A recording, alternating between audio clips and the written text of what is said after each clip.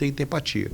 Liderança por influência, inteligência emocional. Tem que fazer tudo o que tem que fazer durante o dia, que é um apanhado de coisas. E ainda tem que cuidar das pessoas, não tem jeito. Esse é o mundo de hoje. Esse é o pacote. Esse é o pacote. Se você não fizer isso, você não consegue liderar. Nesse desafio da liderança e dos próprios empreendedores, pessoas que trabalham ali comandando a sua própria empresa e estão colocando a mão na massa com a inteligência artificial. Alguns assuntos, estratégias das pessoas desenvolverem melhor a sua comunicação para virem para o digital. A importância disso, e não só dentro das empresas, mas algumas pessoas que são empreendedoras mesmo.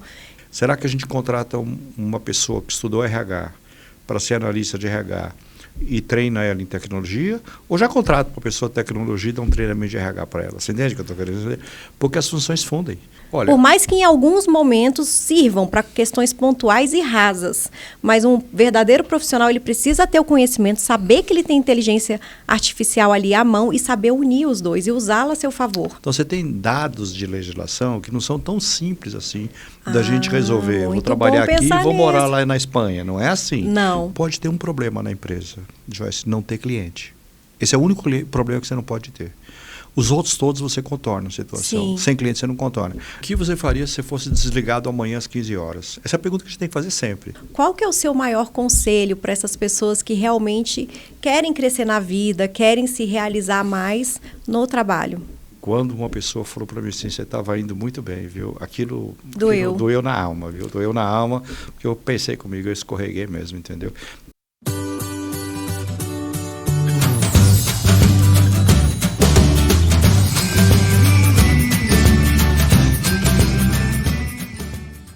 Oi, meus amores! Sejam bem-vindos ao Talk Joy. O episódio de hoje é para você que lidera, inspira ou, no mínimo, está perdido no meio de um caos de tanta mudança e informação. O episódio de hoje é sobre liderança no novo mundo digital. E eu já vou te dar uma informação que vai te deixar de queixo caído. Você sabia que, segundo dados da OCDE, tem previsão de serem criados 83 milhões de postos de trabalho nos próximos anos?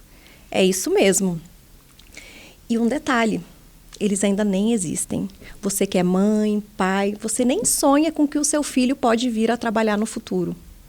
E, ao mesmo tempo, tem uma previsão de que 75 milhões de empregos vão desaparecer. Sabe o que isso significa? Você precisa se reinventar. Não é amanhã. É ontem.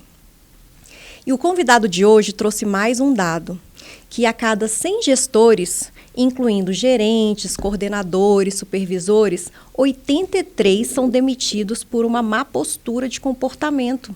Ou seja, você é contratado pela sua expertise e conhecimento técnico, mas você é demitido, desligado por uma má postura. Isso significa que hoje, para ser líder, não basta você se basear apenas em planilhas, PowerPoints, KPIs. Você precisa ter uma postura com autoconfiança, autocontrole, propósito, presença, escuta ativa e, principalmente, conexão. E na conversa de hoje, eu trago um aclamado nome da educação corporativa no Brasil e no mundo. Ele é pós-doutor em administração na USP, doutor, mestre, filósofo, escritor, colunista da Você S.A. e outros veículos de comunicação. Ele também é diretor da Ernst Young University no Brasil e na América Latina, presidente do Instituto Ernst Young, e sem exagero, ele é uma inspiração para as mentes mais brilhantes. Com vocês, professor Armando Lourenço. Poxa, depois dessa eu fiquei muito feliz. Obrigado. Seja muito bem-vindo, professor. Hoje eu tenho a oportunidade de te conhecer pessoalmente. Para quem não sabe, eu conheci o professor como aluna digital da Escola do Saber. Eu fiz 2 cursos dele, um sobre liderança e inteligência emocional e outra sobre liderança no novo mundo digital. Então, ele, muito generoso, no curso, forneceu os dados, os endereços dele nas redes sociais. E eu consegui contatá-lo no LinkedIn. Mais generoso ainda, ele aceitou fazer uma reunião comigo pelo Zoom. Professor, posso te contar um segredo? Pode. Na época, eu acho que eu nem sabia usar o Zoom direito. Eu usava uma outra plataforma de reuniões. Mas eu falei, claro, pode ser. E aí nós nos encontramos e nos reunimos e o senhor me deu uma gama de ideias, porque foi bem no comecinho, quando eu estava pensando em expandir o meu desenvolvimento no campo profissional. Poxa, então, de uma certa forma, te ajudei. Com certeza. Hoje estamos aqui, ó, olhando no tete a tete, sentados para trazer essas informações para o nosso público. E para começar, professor, eu quero que o senhor conte aqui um pouco da sua visão, da liderança, que geralmente estava na geração Y, agora vai para os millennials. Como esse pessoal vem se comportando com tanta transformação digital, os desafios? Olha, a gente vem... Quando você olha o mercado, e você volta uns 20 anos atrás, por volta de 2005, 2006, a gente fazia os mesmos comentários da geração Y do que se faz da geração Z agora. As pessoas ficam pouco tempo no trabalho, pessoas querem, enfim, colocando uma série de características, mas que, no fundo, eu vejo que não teve muita mudança nesse aspecto. Agora, isso cria o que a gente chama assim, de lidar com uma diversidade intergeracional muito grande. Porque você tem pessoas que têm um modelo de pensamento, estou falando das gerações mais sêniores, em relação às gerações mais novas. Então, cria uma dificuldade enorme de relacionamento, porque as pessoas têm expectativas diferentes. Quer dizer, uma geração mais nova está olhando muito mais a qualidade de vida, outra geração está colocando a produtividade acima de tudo e tem que ficar até mais tarde, tem que trabalhar muito. Então, você gera uma série de conflitos geracionais nesse aspecto. Mas, quando eu comparo assim, as gerações, eu vejo que elas são muito próximas, sobretudo, não hoje, né, porque a geração Y mudou também, mas quando você compara a geração Y na idade que está hoje a geração Z, vamos dizer assim, ou os milênios. Mas, no fundo, eu acho que essas gerações estão certas. Eu acho que, na prática, o que a gente precisa realmente é balancear mais a qualidade de vida e o trabalho. Sim, professor. E nas aulas que o senhor ministra, o senhor fala muito em soft skills, que é o seu carro-chefe, governança, mas tem muita gente que nem sabe o que significa essas soft skills, hard skills. Conta um pouquinho para a gente o que significa cada uma, o contrapeso e como que a gente consegue desenvolvê-la melhor no nosso dia a dia. Olha, tem vários nomes, né? Soft skills, power skills, cada hora... Essential skills. Essential skills, cada hora a gente vai vendo algum nome, mas no fundo tudo é a mesma coisa, né? São as habilidades interpessoais, que são as capacidades comportamentais que a gente tem. Então, isso é essencial, na minha opinião. Você falou hard skills, são os conhecimentos técnicos que a gente possui, as competências técnicas que a gente tem. Mas o que eu imagino, do ponto de vista de liderança, é que quando a gente fala hard skills, as competências técnicas que as pessoas têm, elas têm que estar muito atualizadas. É o piso mínimo de entrada no mercado profissional. Então, agora, partindo do princípio que as pessoas têm realmente uma qualificação técnica excelente, a diferença vai ser feita nos soft skills, que são as habilidades. Por exemplo, empatia é uma habilidade, é um soft skills. Digital é um soft skills. Inteligência emocional, soft skills. Liderança por influência, soft skills. Então, você precisa desenvolver isso, sobretudo por liderança. Quando você colocou o número que 83% são desligados pelo comportamento, é verdade mesmo, porque é aí que você escorrega. Só que quando a gente volta para o século passado, na década de 90, década de 80, as pessoas aceitavam determinados comportamentos. Eles já eram errados, já não deveriam ser feitos, mas a sociedade aceitava. Hoje a sociedade não aceita mais. Então, se a liderança não modificar, ela não consegue sobreviver. Então, eu não acho, quando a gente fala muito que as gerações mais novas saem da empresa, eu não acho que as pessoas saem ou saem mais rápido porque está no DNA delas. É porque você não tem um ambiente inclusivo. As pessoas não lideram pensando que as gerações são diferentes, entendeu? Então, para isso é melhor ter uma escuta ativa, uma troca maior. Eu vejo que os líderes, eles têm que baixar um pouquinho a guarda e não serem chefes, né, mas líderes de um time, baixarem essa guarda, trazerem mais vulnerabilidade para adquirirem mais confiança desse time. E muitos líderes nem conhecem os seus colaboradores, porque hoje a gente tem essa realidade virtual. Você participa de reuniões online e você não pode ser um gestor sem alma, um robô sem alma ali. Então, tem que ter essa presença, essa troca para quem você lidera entender os seus comandos e fazer da melhor forma possível. Olha, com a pandemia, realmente houve um deslocamento de parte das pessoas do ambiente presencial para o remoto.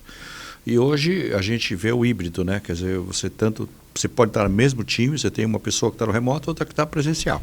Ou as pessoas que vão dividindo o tempo, 2 dias são remotos, 3 dias são presenciais. Mas isso não quer dizer que você não esteja próximo das pessoas. A gente tem que entender, Joyce, que uma coisa é você estar perto, outra coisa é você estar próximo. Então, você pode, na realidade, estar perto de uma pessoa presencialmente dizendo, mas você não está próximo daquela pessoa. E você pode estar distante de uma pessoa virtualmente falando e estar muito próximo. Então, a gente tem que estar muito próximo das pessoas. O perto, ele é meio relativo em função da modalidade que você trabalha. Mas o próximo a gente tem que estar. E você tocou num ponto que é vulnerabilidade. A gente precisa mostrar as vulnerabilidades da gente como líder. Senão você não abre conexões. Você precisa se conectar nas pessoas. E ninguém quer se conectar num robô. Você entende? Então a gente enxergar. Agora, evidentemente, sendo claro, não dá para você ter mais vulnerabilidade do que pontos fortes. Isso não dá. Mas pontos de vulnerabilidade devem sim ser falados, expressos. As pessoas têm maturidade para entender isso. Eu acho que é muito importante. E a escutativa faz todo sentido, né? Porque senão, eu acho que a escutativa e a empatia são coisas muito importantes, porque se você não se coloca no lugar das pessoas, mas para isso você tem que escutar as pessoas. E se você não tiver essa isenção, você não funciona, né? E eu faço um adendo, além da empatia, tem também a compaixão. Porque na empatia, às vezes a gente se coloca no lugar da pessoa e tenta comprar aquela briga da pessoa. Na compaixão, a gente nem sempre, a gente até se vê no lugar da pessoa, mas a gente tenta ajudá-la a resolver o problema que está incomodando. Claro. É isso que eu aprendi bastante quando eu estava estudando a comunicação não violenta. Mas ouvindo uma das suas aulas, o senhor falou assim, se fala muito em comunicação não violenta, e quando a gente tenta falar de uma forma mais assertiva, é visto como se fosse uma agressão. Isso. E eu acho que um líder ele tem que saber ter esse poder de síntese e mesclar momentos de vulnerabilidade, de transparência, de troca, para que a equipe receba aquele comando e entenda para poder executar da melhor maneira possível. Olha, quando a gente fala em liderança, é como se você tivesse um contínuo aqui. Aqui são pessoas mais centralizadoras, aqui mais participativas, né? Vamos dizer assim. A gente tem que aprender a deslizar nesse contínuo, porque o extremo que é perigoso. Então, o extremo da pessoa muito centralizadora é a tirania. E o extremo da pessoa muito participativa é a permissividade. Sim. Então, você tem que liderar e em vários momentos você tem que ser firme. Eu não acho que a gente pode ser participativo e isso não exclui você ser firme em determinados momentos, porque as pessoas precisam escutar não. Mas elas precisam escutar não, elas precisam ter limites, mas você precisa explicar por que aquela pessoa está recebendo ou não. Ninguém gosta de receber não. Mas, quando a gente explica, então, você fala, poxa, mano, a gente tem que ter empatia, liderança por influência, inteligência emocional, tem que fazer tudo o que tem que fazer durante o dia, que é um apanhado de coisas. E ainda tem que cuidar das pessoas, não tem jeito. Esse é o mundo de hoje. Esse é o pacote. Esse é o pacote. Se você não fizer isso, você não consegue liderar, entende? E volto a dizer, num mundo como a gente tinha no século passado, esses comportamentos, eles eram explícitos, claro, mas as pessoas teoricamente aceitavam. Hoje não se aceita mais. Ainda bem que não se aceita mais. E as pessoas têm que mudar, senão você não consegue ter uma liderança. E veja, a gente está falando de geração, mas você também tem o contrário. Quer dizer, você não só tem pessoas mais sêniores liderando pessoas mais jovens, como você está vendo o contrário hoje, pessoas mais jovens liderando pessoas mais sêniores. Com certeza. É um desafio para os dois. Aprendo muito com os jovens. É desafio para os dois. Sim, e professor, como que o senhor vê nesse desafio da liderança e dos próprios empreendedores, pessoas que trabalham ali comandando a sua própria empresa e estão colocando a mão na massa com a inteligência artificial? Conseguir conectar todos os seus conhecimentos, técnicas, fazer uso da inteligência artificial e deixar ainda sobressair esse lado humano. Isso é importante assim, pelo menos hoje, a gente consegue afirmar que até o momento que a inteligência artificial não vai conseguir atuar nas capacidades comportamentais, pelo menos de maneira geral. Então, criatividade, inovação, inteligência emocional, ela não vai fazer isso, isso não dá. Só que a maior parte do tempo da gente é lidando com pessoas. Você veja, as empresas que adotaram o modelo remoto, tem vantagem do modelo remoto, Vantagem que Economia, você pode contratar uma pessoa em qualquer lugar do Brasil. Do mundo. Do mundo, né? Então, você contrata, você tem a oferta é muito grande. Mas, por outro lado, o desenvolvimento cai, a cultura cai. Você não consegue fazer um desenvolvimento cultural com pessoas só à distância. Por isso que o híbrido é o melhor caminho. Então, quando a gente trabalha nesse tema de liderança, é muito importante essa capacidade de agregar. De ser agregar. casa. Exatamente. Esse é o ponto. Esse é o ponto. Mas veja o que eu falei. O ponto de ser um líder muito participativo, o extremidade é a permissividade. Sim. A gente não é pai das pessoas no trabalho. Você entende o que eu estou querendo dizer? Nós somos líderes, é diferente. Tem momentos que você tem que ser assertivo, porque senão, se você trabalhar com a única preocupação que você vai ser amado por todos, você vai cair numa vala comum. Aí já ruim. Entra na tentativa de agradar, a pessoa deixa de ser autêntica, Isso. Deixa de expor as suas visões. E aí tem que vir essa escutativa, claro, tanto do líder quanto dos colaboradores. Mas eu acho que é uma via de mão dupla e que vai vindo com reciprocidade. Claro. A escutativa, na realidade, ela é um ponto central que a gente tem no relacionamento. Eu diria que não é nem no relacionamento só de liderança. Tudo que a gente está conversando aqui já serve em casa também. Com os filhos, com o marido, com o namorado, enfim, serve com tudo. Se você não tiver uma escutativa, se você não escutar realmente as pessoas, mas quando eu falo escutar, não é, por exemplo, aquelas situações que você está assim, com o celular, está com o laptop, fala, Joyce. Você entende o que eu estou querendo dizer? Total, eu ouvi o senhor falando na aula. Ou você está cuidando disso, ou daquilo. Então, a gente precisa ter atenção. Como é bom quando a gente conversa com uma pessoa e você se sente ouvido por ela. Quando o próprio corpo dela expressa que está te ouvindo, você entende o que eu quero dizer? Você se sente acolhido, você baixa a guarda, claro, a troca é maior, a conexão é maior. Claro. Então, a escutativa ela é essencial. O problema é que a gente vive numa sociedade que a valorização de liderança é da pessoa extrovertida. Portanto, que se expressa bem oralmente. Não é só essa característica, mas é uma delas. Então, quando as pessoas que não têm essa capacidade, essa habilidade, elas ficam num outro mundo. E a gente precisa desenvolver essa habilidade. Sim. Eu acho que, então, há sempre um foco nas empresas de treinamento de oratória, mas não tem o foco na empresa de você escutar melhor. Você entende o que eu estou querendo dizer? Sim. Os investimentos são relacionados. Você tem que falar bem, porque isso é o que a gente espera de um líder. Mas não é isso que a gente espera como ouvir. Só que ouvir é essencial em tudo que a gente... Ouvir é uma das características dos melhores vendedores. Claro. Porque eles têm que ouvir o que os seus clientes querem, precisam. E aí acabam tendo maior sucesso nas suas vendas. Claro, eu também acho. Agora, outra coisa que o senhor falou agora mesmo é assim, a gente se acha multitarefa. Eu ouço muitas mulheres falando que principalmente as mulheres são multitarefas. E o senhor falou que só 2,8% da população consegue, de fato, ser multitarefas. Que a maioria das pessoas alterna a atenção. E com base no que eu venho observando a respeito desse tema, para a minha vida, eu tenho feito uma coisa de cada vez. Eu faço sessões de terapia e a minha terapeuta fala, Joyce, esvazie a sua agenda, você não precisa abraçar o mundo, faça uma coisa de cada vez.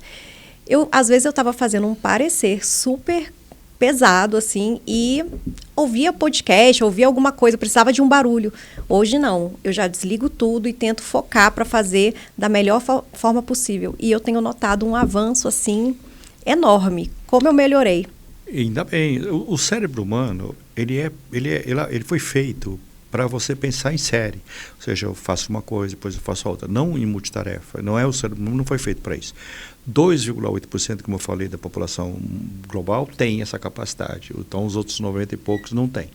Então, mas por que você pensa que você tem? Porque você faz uma atividade faz a outra faz a outra para. Só que como são frações de segundo, a sensação que você tem é que você está fazendo várias coisas, mas você não está fazendo várias coisas, está fazendo uma, você para, faz outra, mas volto a dizer, é que são microsegundos ali na percepção de que você está fazendo. Esse é um grande problema. E isso atrapalha a gestão do tempo. Nossa, total. É o maior ladrão da gestão do tempo. É um grande problema.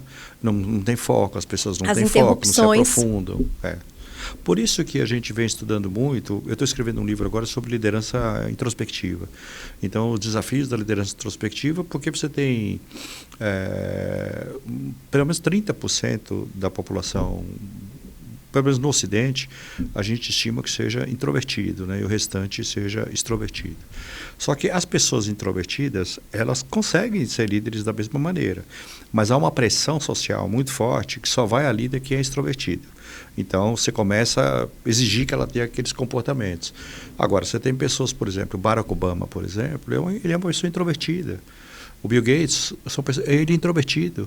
A gente não pode confundir as pessoas que têm dificuldade, por exemplo, em se expor numa palestra e ser introvertido. Você pode ser tímido, é outra coisa. Mas é introvertido, sim. Então, a gente precisa começar a valorizar esse tipo de trabalho. Esses talentos. Porque as pessoas introvertidas, em geral, têm uma capacidade de escuta maior. Porque elas focam naquilo, elas aterrissam e focam. Enquanto a outra pessoa está só preocupada em falar. E tem hora que cansa. Você entende? Tem que ter uma troca. Tem que ter uma troca. Ah, interessante, professor.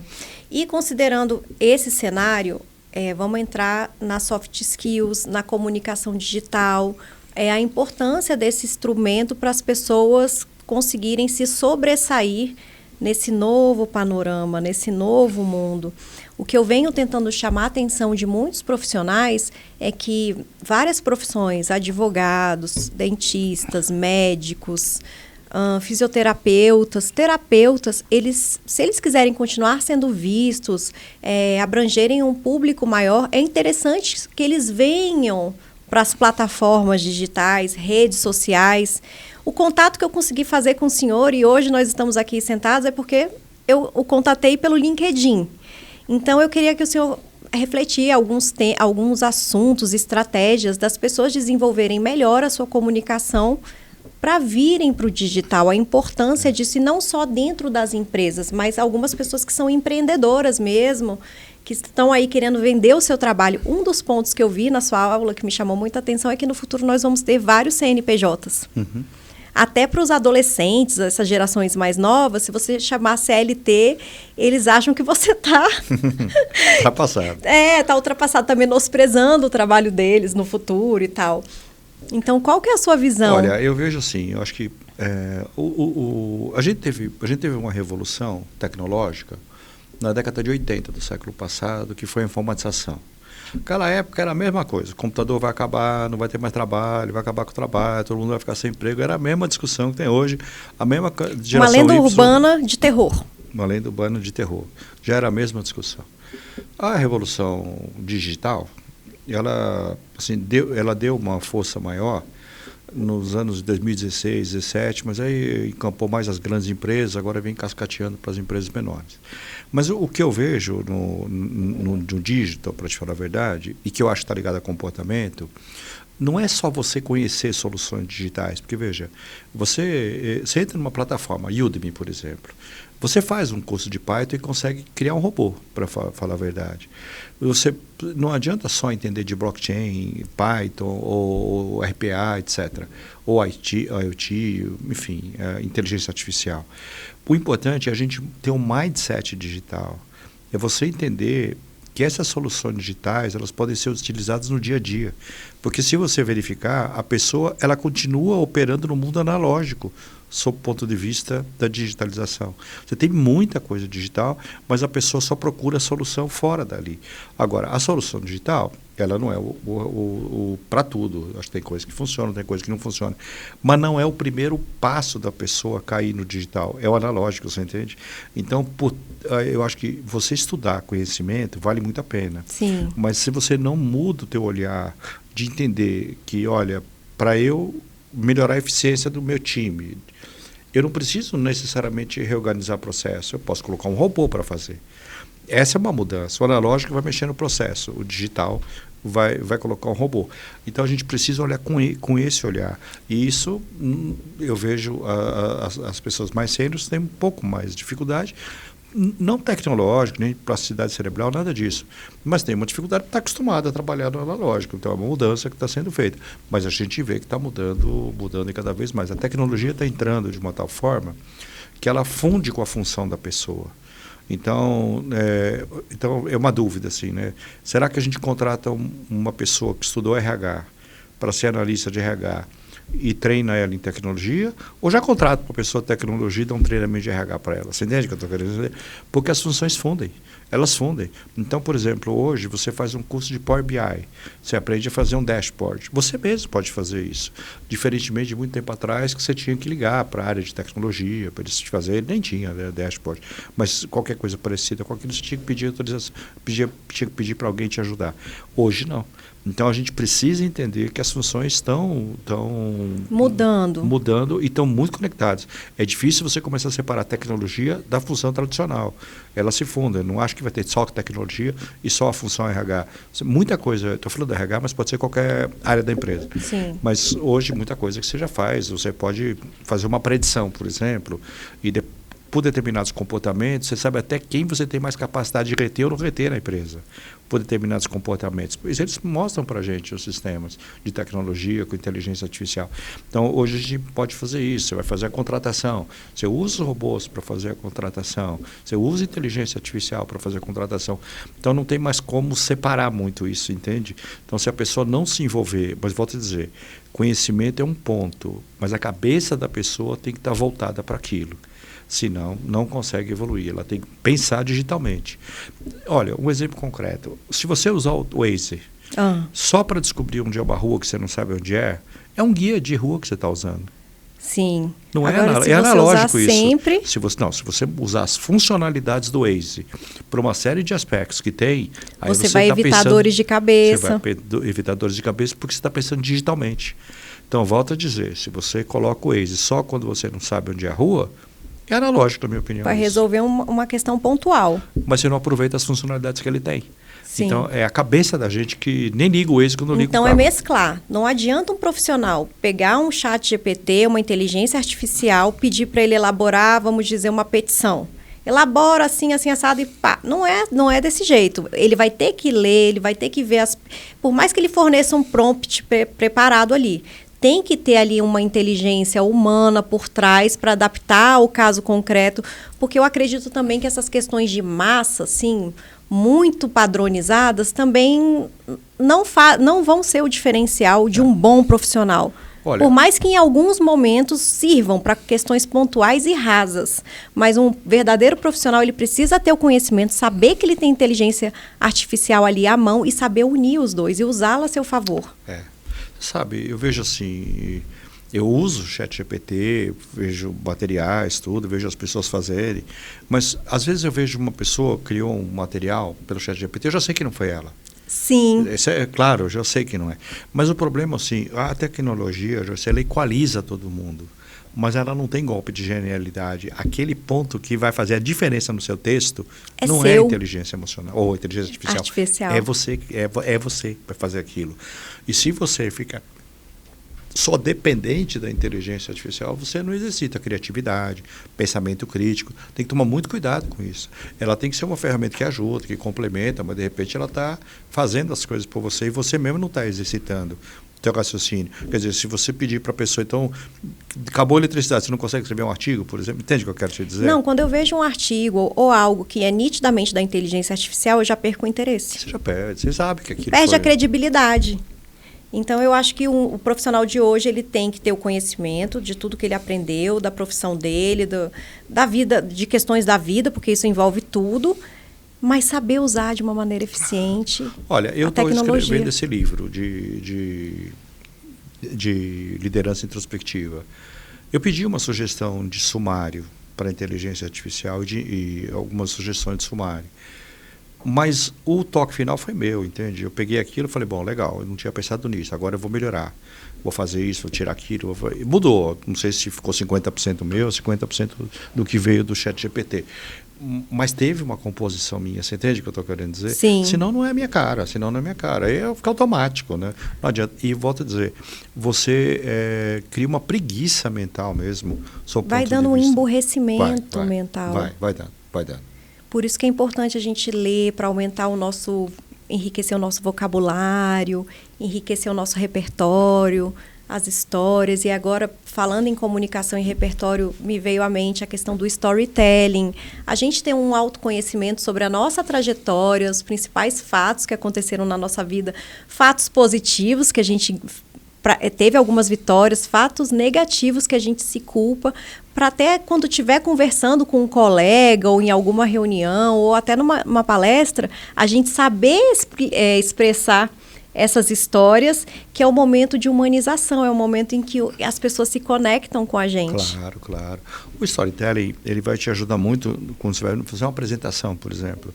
É a narrativa que você tem que ter, não é um compilado de slides que você vai colocar. Sim. Precisa ter uma lógica de narrativa aqueles slides. Então, o teu storytelling ajuda, mas você sabe o que eu penso muito?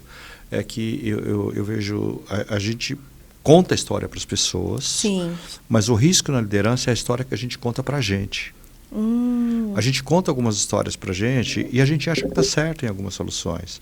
Então, vamos, por exemplo, você tem pessoas que foram desenvolvidas por um chefe muito duro, do seu ponto de vista de gestão, e aquela pessoa teve sucesso e foi como ela aprendeu. Então, ela vai adotar o modelo anterior e vai replicar isso no desenvolvimento com o time dela, que não vai funcionar. E se você falar para ela, puxa, mas você está sendo muito duro, você não está conseguindo liderar as pessoas, ela fala, não, então você está confirmando, é isso que eu quero ser mesmo. Porque é assim que eu aprendi. Então, e deu certo comigo, tem que dar certo com você. Você conta algumas histórias para você e que são diferentes daquelas que a gente conta para as pessoas. Então, eu acho que o storytelling deve ser visto por duas óticas, do que a gente fala para os outros e do que a gente fala para a gente. Porque a gente cria como se fosse um lado opaco, que você não consegue enxergar mais nada além do que a realidade. Mas olha só, professor, eu estava até estudando sobre isso com profissionais renomados da comunicação, do copyright, e eles falando que você pode ter um storytelling e adaptá-lo para públicos diferentes, com visões diferentes. Aí já é uma habilidade que você desenvolve com o tempo e vai adaptando. E é um passo muito grande de autoconhecimento e flexibilidade. Eu penso assim que o storytelling, sobretudo uma parte dele, porque ele é dividido em fases, né? Mas uma parte do storytelling que cria aquela emoção, aquele vínculo, quando você vai começar alguma coisa, ele é essencial. Tem pessoas que contam uma história que você fica ali 2, 3 minutos atento, querendo saber o que vem depois, ótimo. Mas não tem uma narrativa depois, você entende o que eu estou querendo dizer? Então, acho que o storytelling tem que ser visto por uma forma mais longa. Sim. Ele não é só o impacto inicial da emoção que você causa, mas é a narrativa que você tem. As pessoas têm uma narrativa, têm uma lógica. Sim. Eu vejo, por exemplo, eu comecei a perceber isso muito quando eu vi os TCCs na faculdade, depois acabei vendo também no mundo empresarial, que é um monte de slide que as pessoas têm, mas nada se conversa com nada, você entende o que eu estou querendo dizer? Não tem uma história. E é a história que faz a gente aprender. É a história que faz a gente aprender. Quando a gente compreende aquele contexto, pronto. Se eu estou em algum momento da minha vida, eu vou lembrar daquela história que me impactou, vou falar, com aquela pessoa aconteceu isso, então eu não vou deixar repetir comigo. Ou então eu vou deixar repetir porque eu quero alcançar o mesmo objetivo. Né? Então é muito interessante ter essa abertura. Mas assim, nesse desafio, vamos imaginar esse mundo virtual, digital, porque eu vejo muitas pessoas hoje, profissionais, liberais, que o maior sonho deles é a liberdade geográfica. Então, quando eu viajei, fui para outros países, conheci pessoas de tudo quanto era lugar do mundo, muitos deles trabalhavam para jornais, para empresas, e estavam lá na cidade tal, passando uma temporada.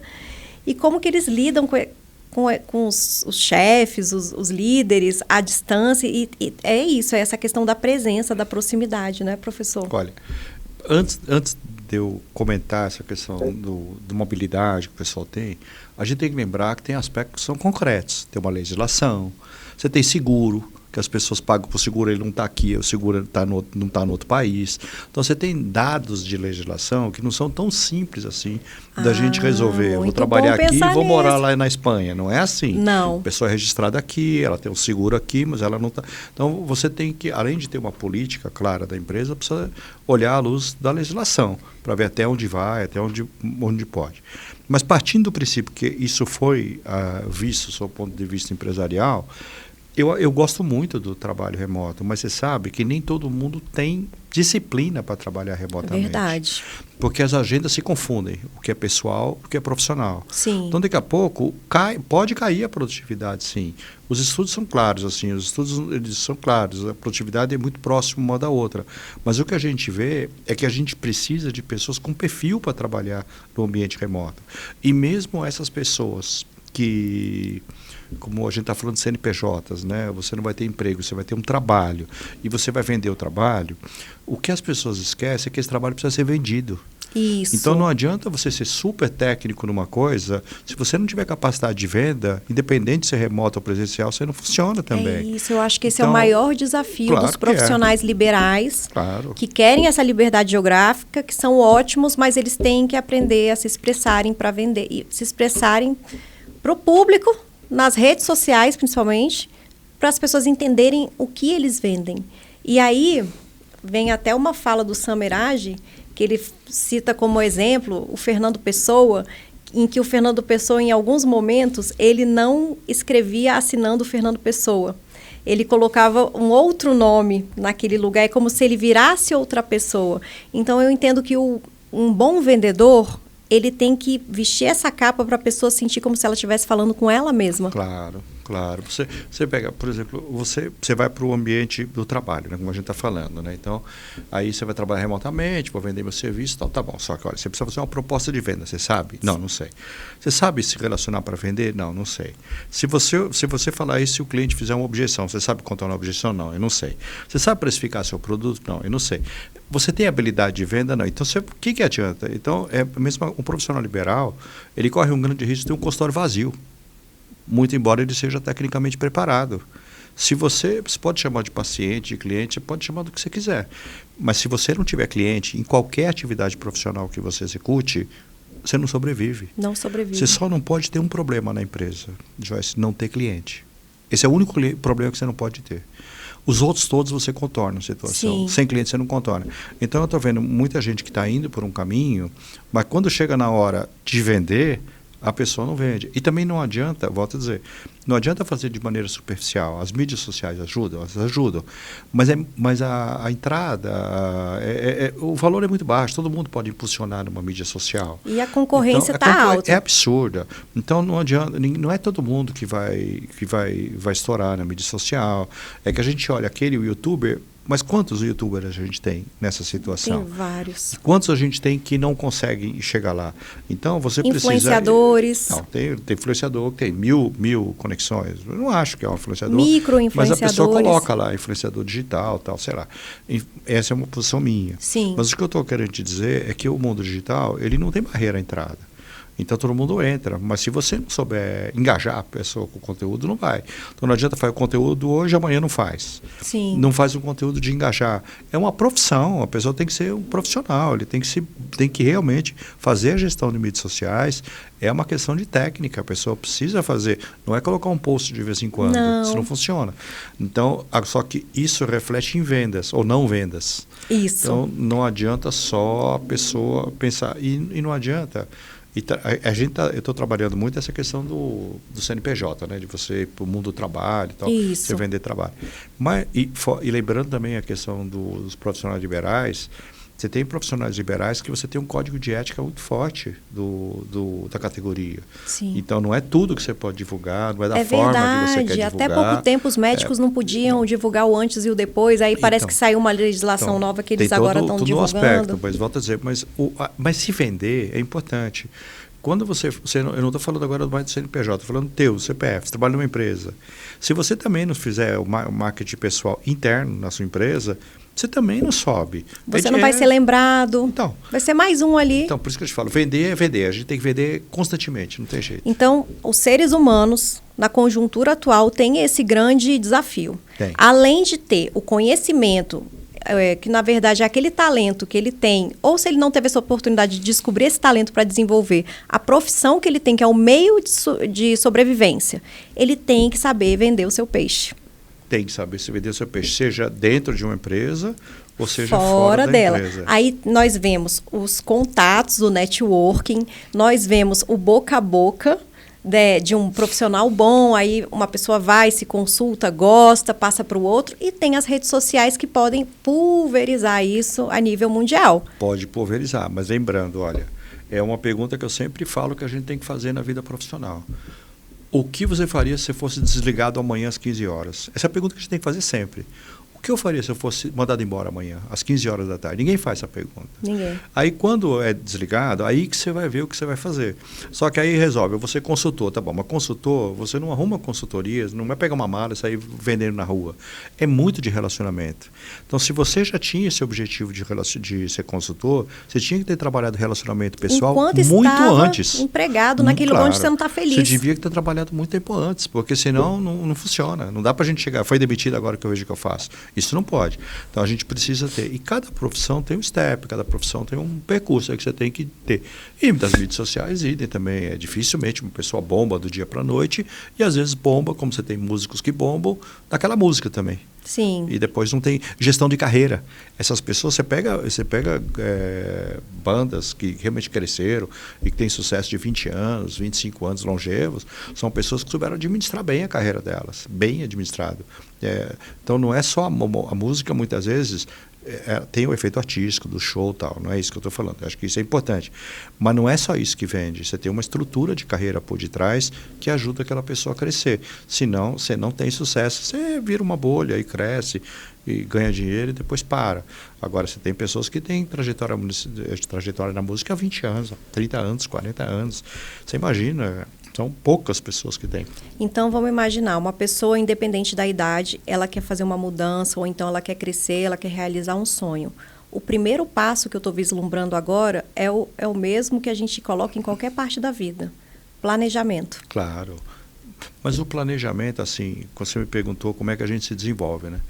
A gente se desenvolve muito com a escola da vida, não tem jeito. Sim. As experiências que a gente passa nos ajudam muito. Você falou, pô, mano, você tem mestrado, doutorado, não sei o que e tal, e não está dando valor? Não, eu estou dando valor. É que eu acho que a gente não pode olhar o lado acadêmico. As experiências que a gente passa na vida nos ajudam demais, demais. Então você tem que pensar assim, bom, eu quero crescer, eu quero chegar nessa posição. Que experiências eu preciso ter na vida para chegar nessa posição? Então, portanto, trabalhar numa pequena empresa, trabalhar numa grande, pode ser parte da tua trajetória de carreira. Planejamento, isso é um planejamento. As coisas não vão cair do céu. Cai, mas não é a maioria, entendeu? A grande maioria lutou muito. Eu vejo pessoas falam, você tem sucesso, tal, tudo bem, mas não foi do dia para a noite. Teve uma dedicação, Teve uma estudo, dedicação. abdicação. Então, precisa ter muito planejamento, cumprir, seguir a carreira e mudar, né, quando tiver que mudar. E saber que se você planta uma batata, você tem que regar, esperar o fruto crescer, nascer, demora para depois colher. Porque eu vejo hoje nas pessoas muito sonhadoras, o imediatismo, querendo aprender tudo em 3 passos. Não tem paciência para ler, para estudar, para dar a cara a tapa, achando que assim, no digital é tudo... Olha, meu filho tem 28 anos, né? Então, ele começou a trabalhar, ele tinha trabalhado, parou, teve um sabático, né? Depois voltou, acho que com 25 anos. E aí, com 25 anos, ele entrou na empresa, a gente trabalhava juntos, e aí ele entrou em janeiro.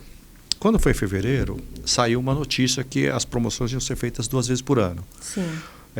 Em abril e outubro. Sempre lá a gente promoveu em outubro.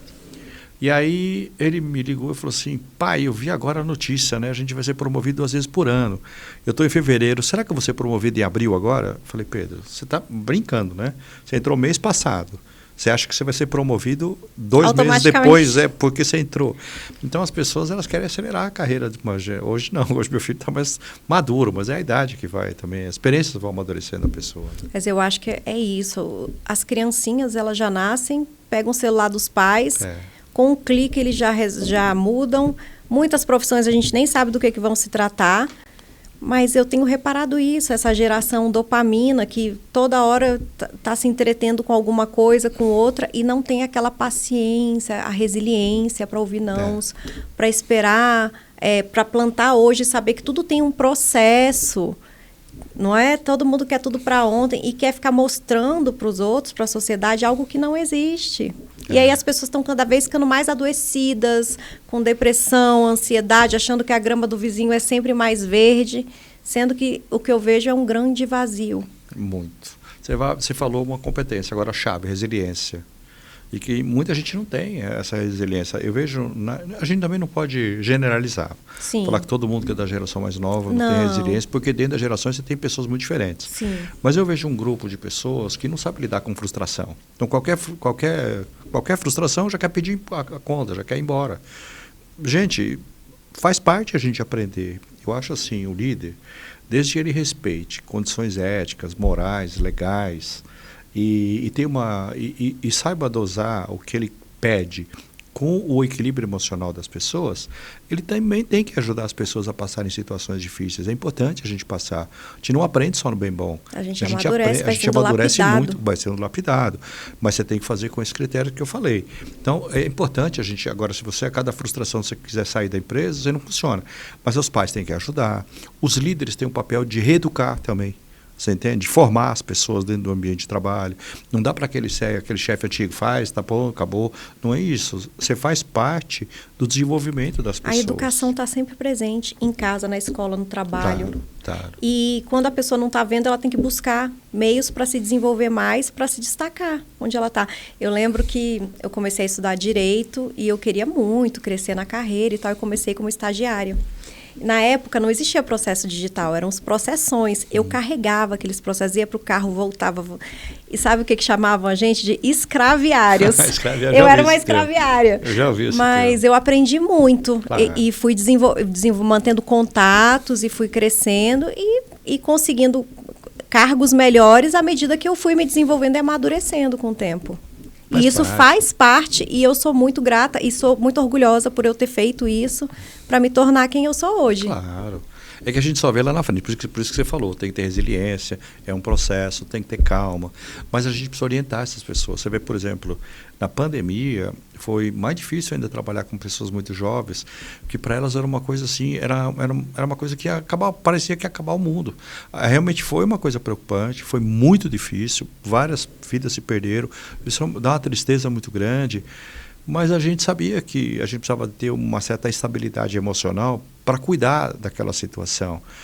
Que se a pessoa não tem essa estabilidade emocional e por não ter experiência ou maturidade, as pessoas que têm mais idade precisam ter essa estabilidade para segurar um pouco a galera. Por isso que é importante na empresa essa diversidade multigeracional. Você tem várias gerações trabalhando na empresa e cada um cumprindo seu papel. É muito importante que a gente tenha diversidade multigeracional. Senão as empresas não funcionam. Porque se for só de jovem, ou se for só de pessoas com mais idade, também não é legal.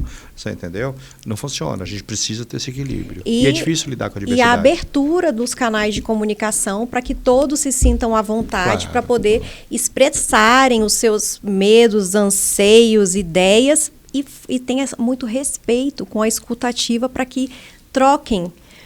O que eu vejo muito quando as pessoas estão trocando ideias é uma tentativa de um querer mostrar para o outro que tem mais razão. E não é por aí, são questões complementares.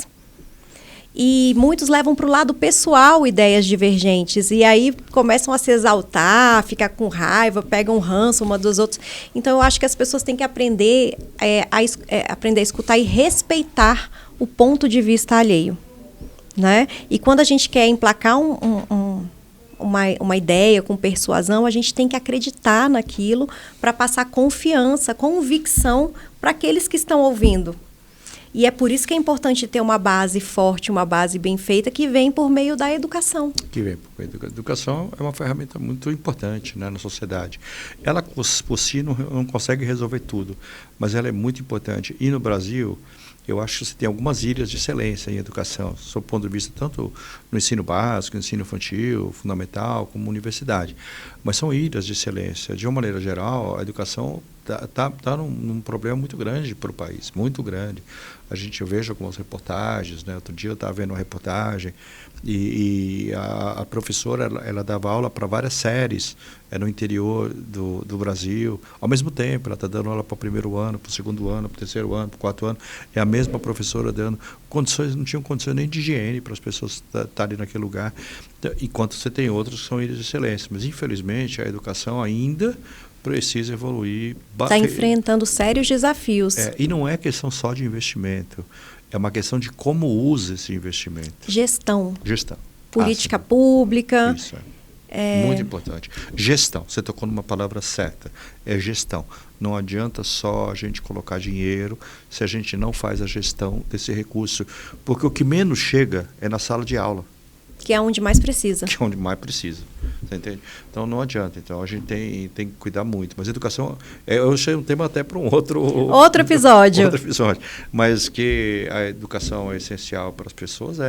Você veja, hoje, quando você vê as escolas, por exemplo, de nicho, que são para públicos muito mais restritos, ela já vem trabalhando soft skills, já vem trabalhando com questões de comportamento, mas não é a maioria das pessoas, entende? E a gente teria um problema no país tão grande que eu não sei nem se teria professor suficiente para dar todos esses conteúdos de soft skills que são importantes para as crianças, entende?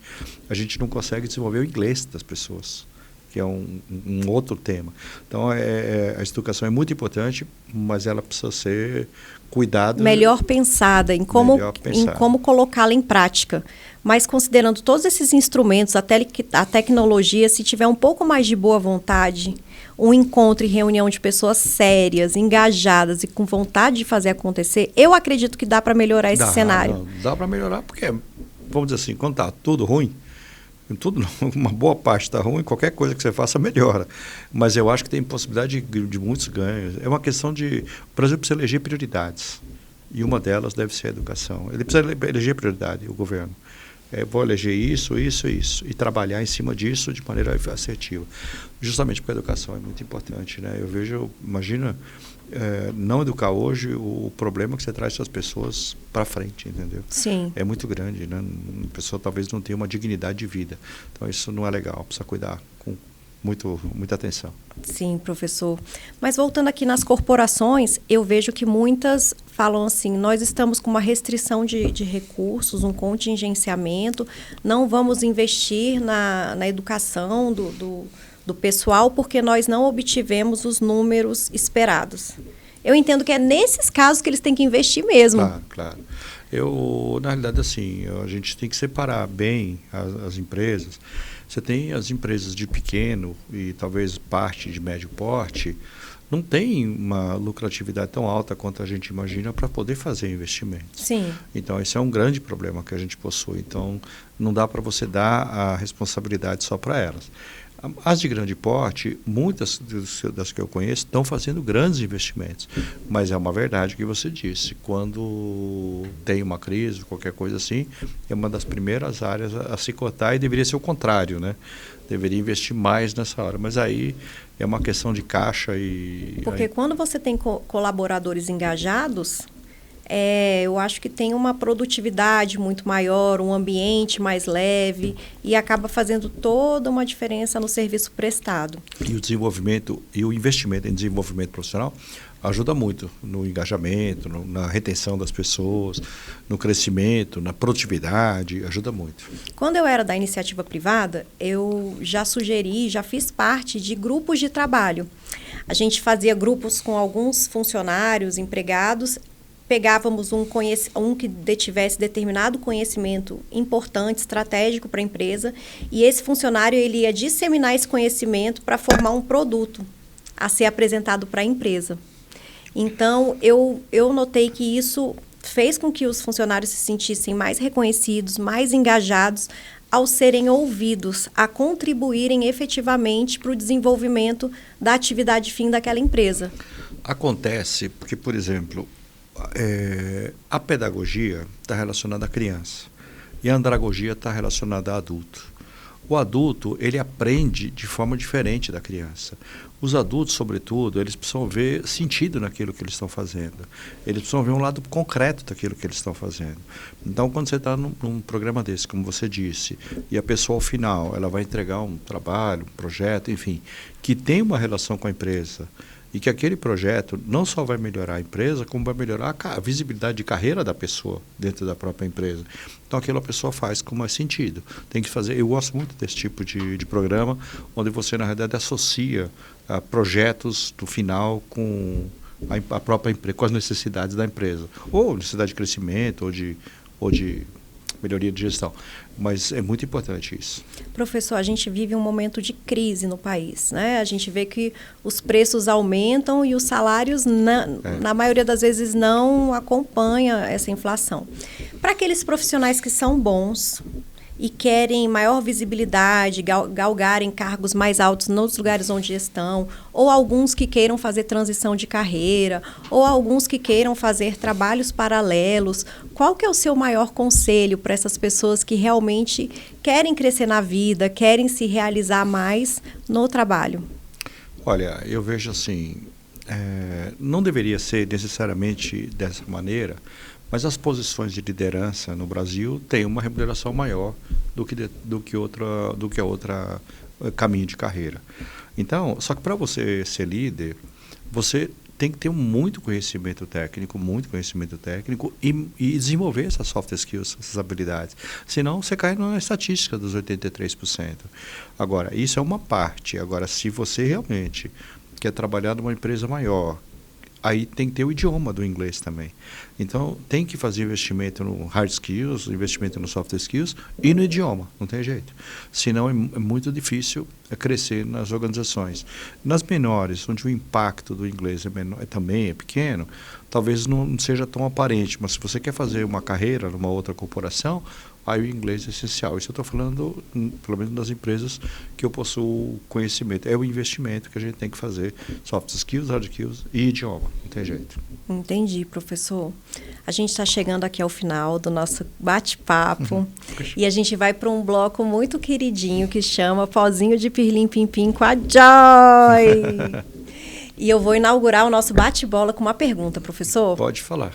Qual foi o maior mico que o senhor já pagou e o que o senhor aprendeu com ele? Eu aprendi, mico... Olha, eu tive vários micos, né? Mas esse foi uma coisa importante para mim.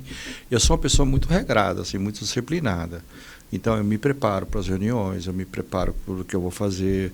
Todo domingo, à noite, eu reservo o final para ver a agenda da semana, para estudar o que eu tenho que fazer, porque eu tenho muitas reuniões. Eu não vou despreparado em nada, é muito difícil ser despreparado. Então, eu me coloco isso e olha que muito tempo eu sempre fiz isso. Quando às vezes não dá tempo, mas não que eu me deixe me preparar só no domingo. Às vezes eu marco na agenda, olha, se prepara na terça, porque está pertinho, melhor do que se preparar no domingo. Eu vou administrando a agenda. Mas eu lembro uma situação que aí eu acho que é um excesso de confiança, e o excesso de confiança é muito ruim. E eu fui para uma apresentação da alta liderança da empresa, e assim, tipo, isso aí eu domino, isso aí é tranquilo, eu vou apresentar e nem me preparei, para falar a verdade.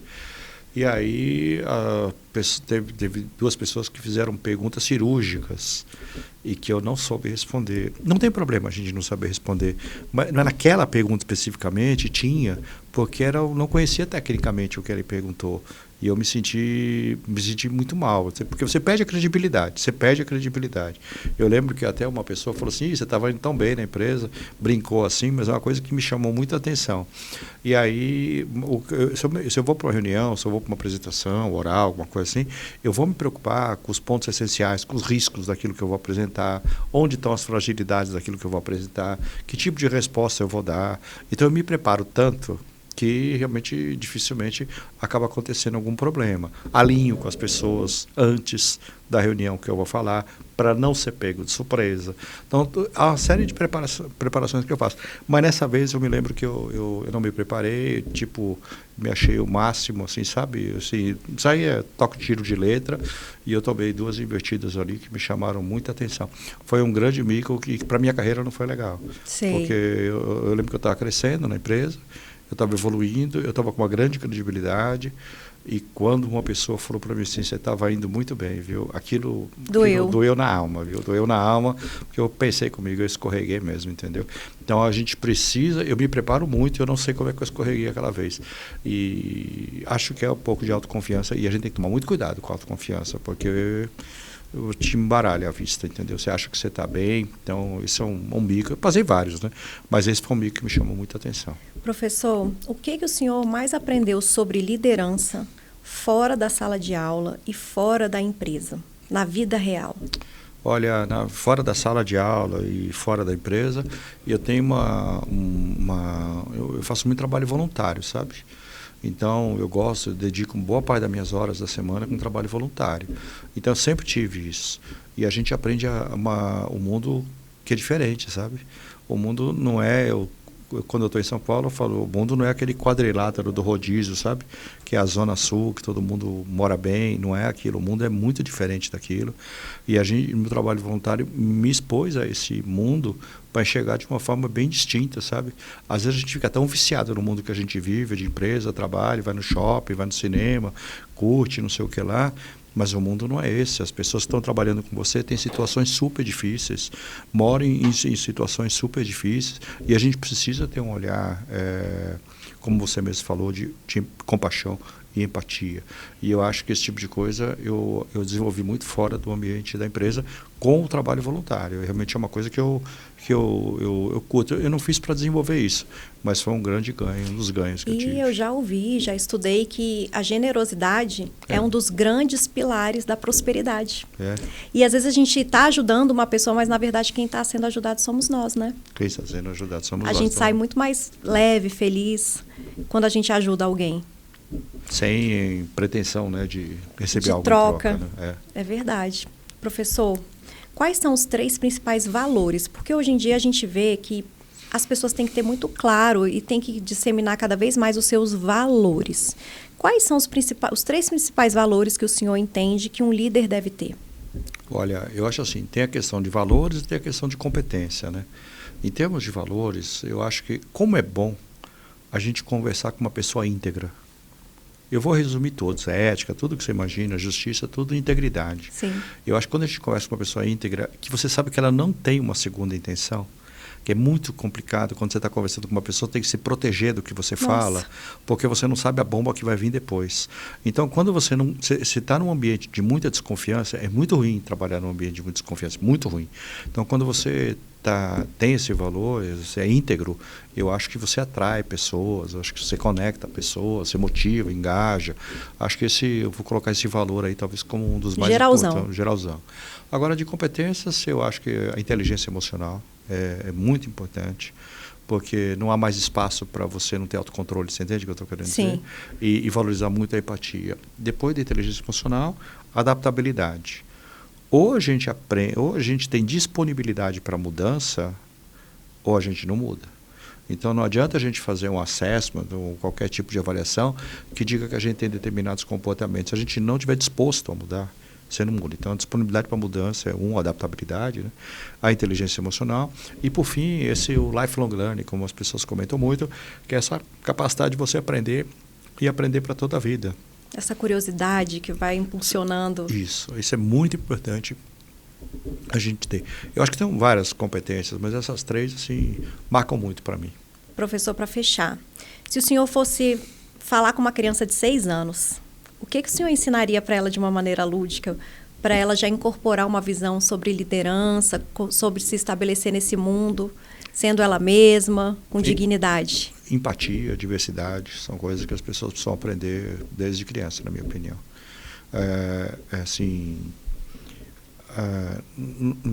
É muito importante a gente entender que a gente precisa tratar as outras pessoas como elas querem ser tratadas e não como eu quero ser tratado. E isso é muito importante, você partir desse princípio de diversidade e empatia, muito. Acho que as crianças precisam já trabalhar isso desde o começo. É uma opção de coisas, mas acho que diversidade e empatia são coisas fundamentais, na minha opinião. Ai, professor, muito obrigada. Eu aprendi muito com o senhor aqui. Esse episódio, gente, valeu como MBA, hein? Muito obrigada. Espero recebê-lo novamente quando o senhor voltar aqui em Brasília, nesse Planalto Central, que as suas contribuições são muito ricas. Muito, muito obrigada. Eu que agradeço, viu? Obrigado. Professor, então o senhor vai ficar aqui até amanhã.